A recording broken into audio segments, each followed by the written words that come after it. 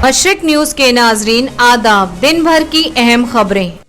लोकसभा में यूएपीए तरमीम बिल मंजूर, कांग्रेस पार्टी का वॉकआउट।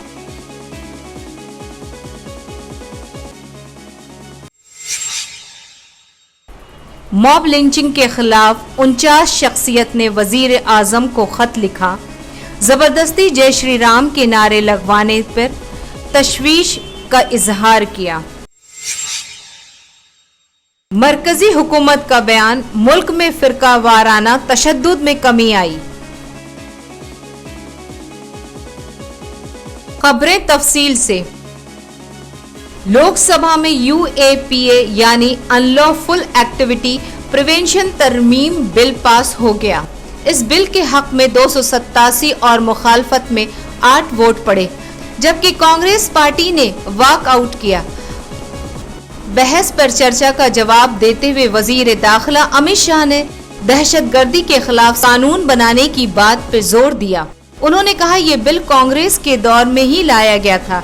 टीएमसी की मेंबर पार्लियामेंट महुआ मोइत्रो ने यूएपीए तरमीम बिल की मुखालफत करते कहा, ऐवाम में किसी भी बिल की मुखालफत करने पर अपोजिशन के मेंबरान को मुल्क मुखालिफ करार दिया जाता है।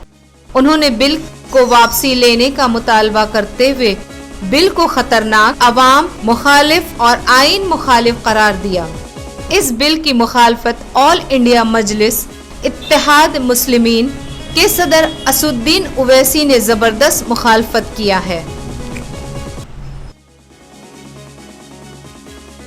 मुल्क भर में मॉब लिंचिंग के बढ़ते वाकयात से नाराज होकर डॉक्टर, तालीम दा, आर्ट, तारीख दा, फिल्म साज वगैरह शख्सियात ने वजीर आजम को खत लिखकर तशवीश का इजहार किया है।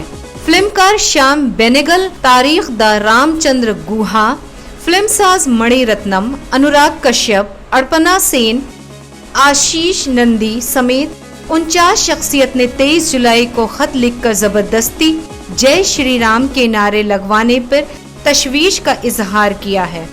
अर्पणा सेन ने कहा कि हमारा मुल्क जिस हालात में है उसे देखकर हम फिक्रमंद हैं। लोगों को डराया जाता है। हमारा आइन हिंदुस्तान को सेकुलर जमहूरियत बताता है, जहां हर मजहब, मर्द, औरत, समाज, जात, बिरादरी को बराबर हुकूक है, जहां इख्तलाफ को कुचला न जाए।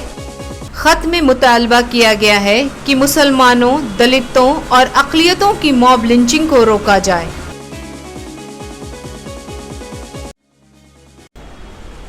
उमूर दाखिला के वजीर मुमलिकत जी किशन रेड्डी ने राज्यसभा में वक्फा सवालात के दौरान बयान दिया कि मुल्क में फिरका वाराना तशद्दुद के वाकयात में कमी आई है।